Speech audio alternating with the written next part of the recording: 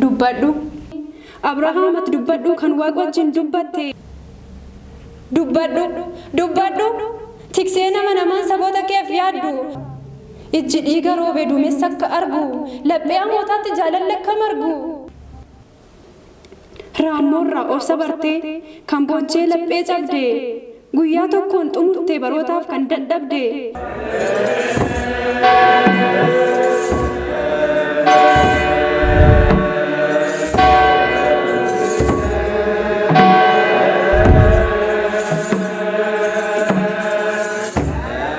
Maqaa Abbaa, kan Ilmaa, kan Hafuura Qulqulluu, Waaqa tokkotti ni amanna. Amiin. Dubbadhu. Beeloftee na nyaachisi. Dheebottee na obaasi jechuun waamtee sidinnaan waaqarkee kan lagatte. Lafaaf samii kan uume Waaqa hunda abboomu barbaaddee kan argatte. Nama guddaan si godha garan si ergetti deemi dhiisiitii firaaf lammii. Yeroo gooftaan siin jedhu fudhattee kan sokkite osoo hin qabaatiin mormii. Abrahaamatti dubbadhu kan Waaqa wajjin dubbatte. Akka urjii samiirraa akka shawaa lafarraa addunyaa kan dhuunfatte.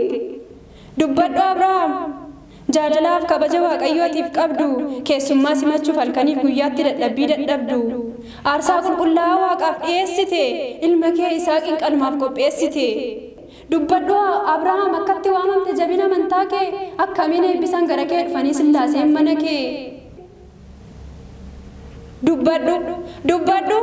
Tiksee nama namaan saboota keef yaaddu. Badinsa isaaniirra galmee Waaqayyoo irraa haqamuu barbaaddu. Musee eessa jirta ol jedhii dubbadhu. Akkuma kaleessaa dhiifama nuuf kadhu. Eeboo darbatamu abidda boba'u jala nu miliksi. Rakkoo akka yandoo garroobaa jirurraa saboota kee tiksi. Musee eessa jirta? Sabni kee akka horii qalamee gaaf dhumu. Biyyi gadi yaa'ee gaaf Waaqatu gungumu. Lapheensaa madaa'ee kaansaatu kolfa. Dabaree eeggatee madaa walii horfa. Musee eessa jirta? Akkuma kaleessaa maaloo nuuf kadhadhu. Lammiilee garbooman harka diinaa jalaa kadhaa keen baafadhu. Dubbadhu Looxatis. Sadoomiif Gamooraan gaafa barbadooftu cubbuudhaan bututtee yakki namaan maatee bantiiwwan Waaqayyoo yeroo rukute. Haati manaan keellee ta'uudhaan gaafaftu siidaa kan soogiddaa. Loota akkamiin baatan atii fi maatiin kee yeroo san abiddaa. Dubbadhu Looxatis. Akkamiin si baase ergamaan Waaqayyoo harka isaa loosee kan sitti ga'isaan dargaggoof jaarsolii abidda isaan buusee. Nutti mibee maaloo maal jechuun kadhatteetu Waaqni si dhaga'e. Bara keenyas kunoo durbi durba fuudhuun dhiirri dhiira fuudheet jiruun nutti hadhaa'e. Akkamittiin kadhanne akkamittiin boonyeef barii dhugaa argina. Bitaa fi mirga keenya kan nu marse rakkina. Machii fi sagaagala bara uffannee deemnu faaya addarraa goone. Bara lubbuu wal baasuuf jirbii miccirree foone. Akkamittiin boonyeet akkamiin kadhanneef barii dhugaa argina. Bitaa fi mirga keenya kan nu marse rakkina. Machii fi sagaagala bara uffannee deemnu faaya addarraa goone. Bara lubbuu wal baasuuf jirbii miccirree foone. Yoo akkamittiin boonyi nurra darba laalooti.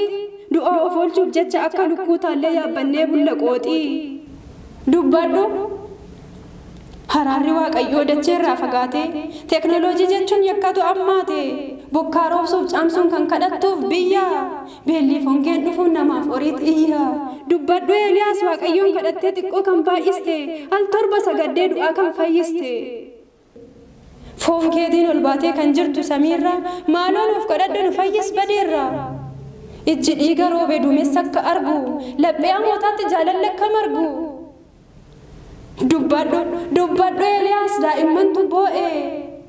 Haraara nuuf kadhu lammii keetu hoo'e. Dubbadhu. Hilmaan kee foriin kee marti gaaf manca'e galata kan laatte. Sumatu naaf kenne sumatus fudhate jechuun kan jabaatte.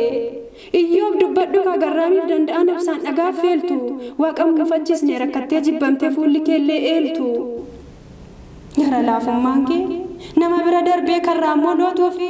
Iyyoob dubbadhu kaa. Iyyoob nuuf kadhu kaa cubbuun keenya guutee kunoo gad nammuufi. Hargannus yoo dhabnes Waaqatti gungumna nu rukunnaan gufuun. Inni nagateera sirumaa nan beeku jenna karra cufuun. Kan biraa barbaaduuf mana isaatii yaana hundumtuu xaxannee. Qarshiif qabeenyaadha mootii taasifanna Waaqa dhugaa ganne. Iyyoob dubbadhu kaasi dhiistee gaaf deemtu qaamni kee walakkaan. Akkamiin dandeesse marti yeroo badu rukutuun bakakkaan. nutti mikaa iyyoo dhabuu keessa argachuu cabuu keessa fayyuun ni jira jetteetu moo ilma isaa manamaa ta'uu akka ilaalu amantiin beekteetu iyyoo sukni fayyaanni kee nurraa bulu dhufee obsanuuf haalaatu dhalootatti fufee kiristaana ari'achaa boqonnaa dhorkachuun gidirsaa kan turte sagalee tokkichaan qalbii jijjiirrattee dura isaat kan kufte meeshaa qulqullaa'aa waaqayyoo kan taate dubbadhu Phaawulos fakkaattee barsiisuun waaqarkee kan maddaaste ergaawwan 14 barreessuun kan lallabde sagalee waaqayyoo hayudoonni waanyituun reebanii siidhanis siif qopheessanis kiyyoo hafuuraan guutamtee gooftaa kee galateessuun ofirraa hiikte hidhaa dubbadhu dukkanatti hidhamee kan wareegame sidha raammoorraa obsa bartee kan boochee laphee cabde guyyaa tokkoon xumurtee barootaaf kan dadhabde gi'izii fi izilii araaraayin kan dhageesse samiitti ol fudhatamtee dubbadhu yaa reedatis yeedaloo laboota samii waaqayyoon kan faarfatte